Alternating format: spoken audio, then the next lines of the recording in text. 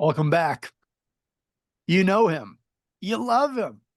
He's back by demand. Andras Jones is here again. Oh, it's great to be Hey, back, Andras. Jeremiah show. Thank you. Thank you. I'll just keep coming out with music as much as you. It's my excuse to be on your show. Yeah, well, we love you back every time, and we always look forward to your music. So he's an actor. He loves when I do this. Probably known best, I would guess, for his role in A Nightmare on Elm Street 4, The Dream Master. It's got to be a busy time coming up for you here, Andras. Long ago, long ago. Yes. No. I mean, I don't have to fend off Freddy's very much in my everyday life. In your Mostly, dreams. it's just playing music. Just playing music. Yeah. Well, speaking of, he's a great musician, currently performing solo, but he has fronted the band The Previous on Radio 8 Ball. He created and hosts the musical divination show Radio 8 Ball, where random songs answer questions. And Andres, I did not know this about you. I found out you're the author of Accidental Initiations and the Kabbalistic Tree of Olympia.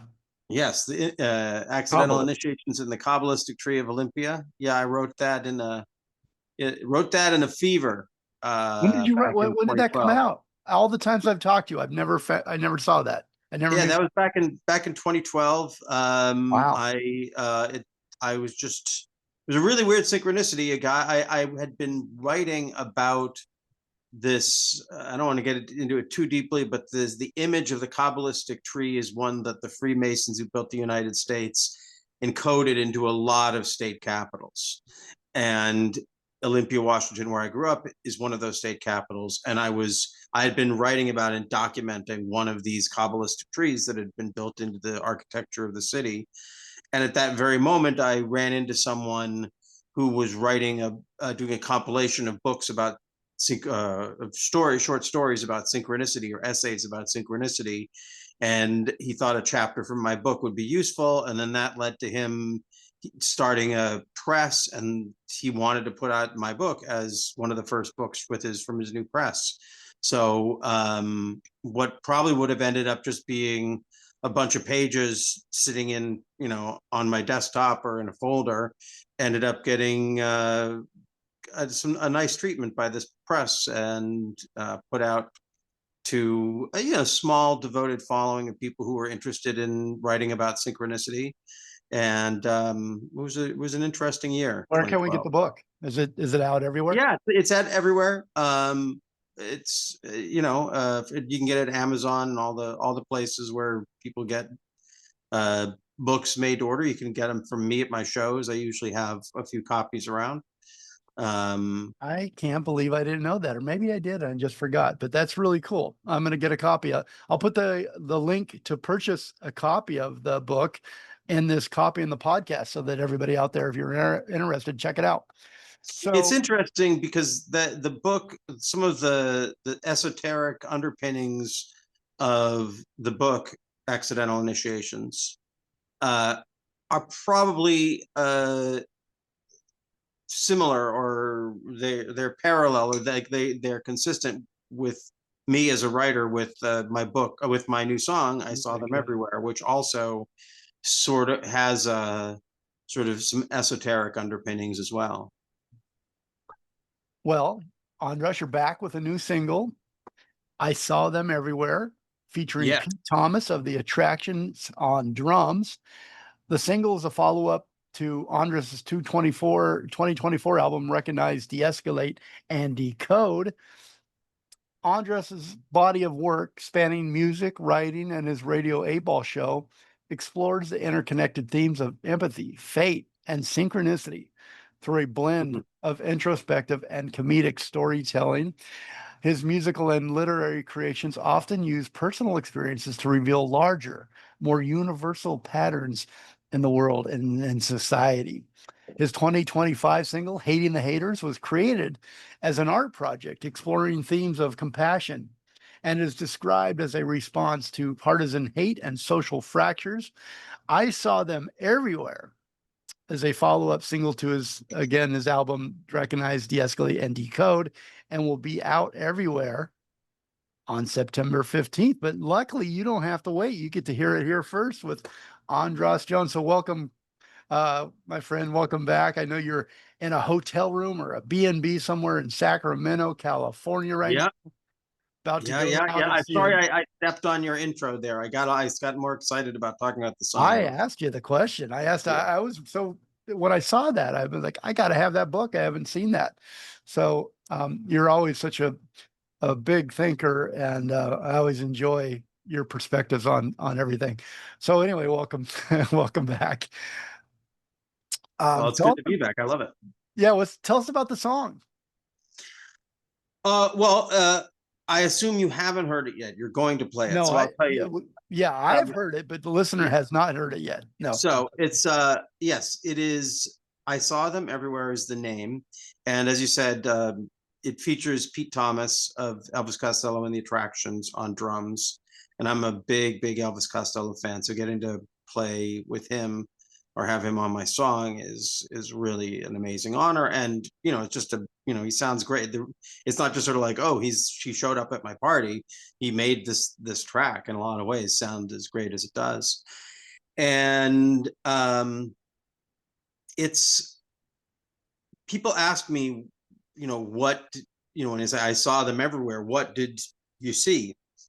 And I've left that um, intentionally ambiguous, because what people see in these moments of, I don't know, falling between the cracks of reality, even if you look at the same thing, you might see something different.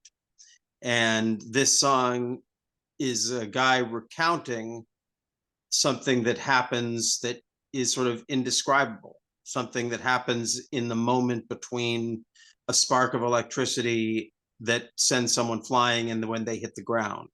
And in that moment, a consciousness can shift. And when your consciousness shifts, you might see them everywhere as well. And if you ask me what you might see, I would say, well, when you see them, you'll know Yeah. what it is. Um, and and the song itself is pretty. It's got a interesting history for me, and just that I wrote the song many years ago. I probably wrote the song back in 2003, 2002, and I and it ended up getting recorded at a show, but I'd never recorded it. I had never demoed it. I didn't memorize it. And luckily it got recorded at this live show and someone gave me a tape of it. And so I had it in my, bag of demos for a long time. And recently I've been working with Fernando Perdomo, a great artist and producer and multi-instrumentalist, going to his studio and just going through old tracks, old songs, old demos, and seeing what might be worth developing. And this was the first song, one of the first songs out of that batch that he was like, "Oh, you got to do this one." I was like, "Really?" And I was like, "Yeah, I think this is a special track." And I just think of how many songs I've written that never got recorded back in the 90s and the early aughts, before we all had phones and it was easy to just, to record a show or to record a song, just plop it down on the tabletop and sing it into your phone. So this is a song that just barely escaped being entirely lost. Mm. And I think that kind of also adds to the mystery. Like in an alternate timeline, this song doesn't exist. In many alternate timelines, this song doesn't exist in the way that it does now. And I should also say some of the other musicians, Fernando Perdomo plays bass, and the vibes on it. There's a great bass harmonica player named Ross Guerin, who plays with Ben Folds and was all over the A Complete Unknown soundtrack, playing a lot of the harmonicas for Chalamet on that one. And he brings a lot to it that you'll hear his part as sort of a feature of the song.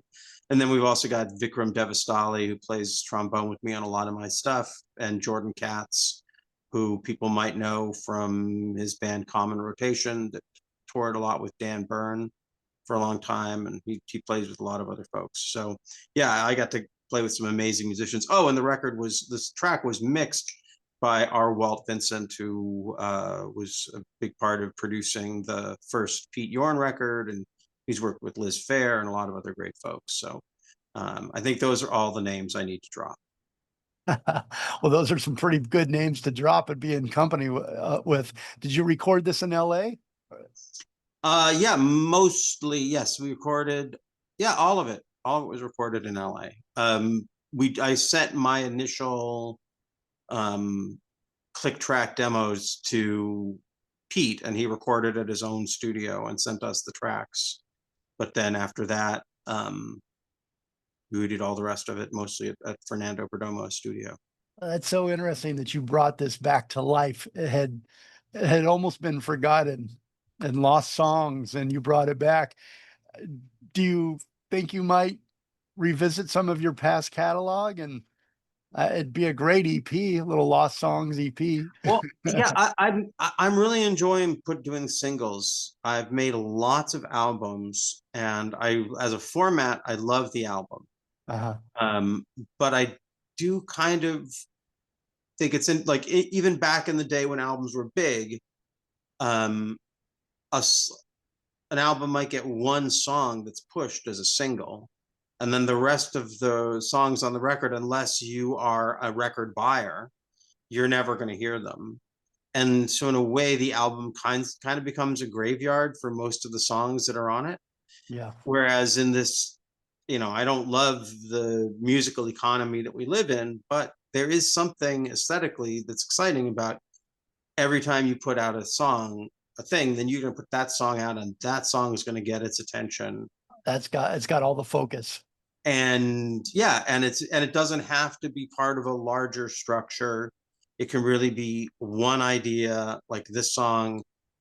I think that if I made an album, I would want to do, or an EP, I'd want to have 5 or 6 songs that were all sort of arranged in this sort of jazz pop kind of style that this is. And that just becomes a whole other thing. Whereas we finish this song, it sounds great to our ears, and we get to put it out, and it gets to live as really its own thing with its own piece of artwork and its own promotional moment, like this, for me to just be talking about this instead of trying to talk about the whole record in this little snippet. So I think I actually am very, very inspired by that, and I am doing that. I'm basically And it just gives us going through something to look forward to. I really like it because you get, wow, he's got something coming out this week. I gotta wait for that. I gotta stay tuned for that. It's like a gift. And I do have the next track coming out next month. It's going to be a totally different thing. Like, this record is kind of stately and mysterious and a little bit, I don't know, maybe a little bit intellectual. And the next song is a big, dumb pickleball anthem called "Dink You in the Face." So it's a very, I get to really have a lot of fun. Where do you feel like you're at creatively right now? What stage are you in your creativity? Sounds What do like, you mean? well, I Stage mean, in life or stage in, like, because creativity. musically, like, I don't know how you picture yourself evolving musically, but what's, I guess maybe it's hard to answer. Well, no, I Where are think that, you I mean, at? How really you, right now there's a couple things. First of all, uh, I am at a place where I know my instrument as a performer, having done this for decades and decades now, as good as you can know it. And I'm also really enjoying, one of the great frustrations for most artists I know is their lack of fame and commercial success, but there is something that is incredibly freeing about being at that place as an artist where you feel very, very strong in what you do, but you are not confronting, unless someone brings up Nightmare on Elm Street, you're not confronting some vision of yourself from the past. who would do that? As a musician, I get to really I hit people fresh with stuff, which is exciting. And then really the main thing for me that's most exciting is that I'm, for the first time, really taking charge of myself as a producer. I mean, I work with other producers, but I am the final say. Everything goes through my computer. I tweak everything to where I like it. And so I am feeling like incredibly empowered as an artist in a way I never have. And then being able to hire the kind of musicians that I'm able to hire for very reasonable rates, to make my songs sound as great as they possibly can. I'm feeling like on top of the world creatively, which is very funny also because we're living in a time where the whole business is being subverted by AI, and everyone I know is running around terrified that they're going to lose their little piece of the industry that they may have carved out. Again, having a total lack of any sort of commercial success in the industry as it has been situated forever leaves me in a very nice place to be. Like, I've already been in a lifeboat all this time. All these people are jumping ship and being like, oh my God, we're in these lifeboats. I'm like, I've been in a lifeboat all this time. It's great. It's just, That's a great way to look at it. you stay out of the water. It's very cool. It never very rarely sinks. Cruisers, steamships, they sink. But yeah, Andras, and you're the captain, Captain Andras. I am the captain of my own little lifeboat. Yes, That's yes. a great way to look at it. I love that. So we're going to listen to the new single right now. Before I let you go, though, Andres, where can the listener catch up with you? Where can we find you? What's your next gig? Do you have anything planned? Right now I'm heading back to LA to get back into the studio to prep for the release of Dink You in the Face, which is going to follow I Saw Them Everywhere. My plan is to pretty much come out with a single every month to 6 weeks for this foreseeable future. I'm sitting on a ton of music. You can if people want to keep track of that, you go to my website, previouslyyours.com, and sign up for the blog post. I do a blog post about each single as it comes out. You can also, obviously find all the music in all the places, Spotify and Apple Music and elsewhere, all the places where they show up. And if you're interested in my podcasts or any of that other stuff, you can find all of that at previouslyyours.com. It'll also, andrasjones.com will also get you there, but the site is previouslyyours.com. My band was called The Previous, and I still love that, the poetry of that name.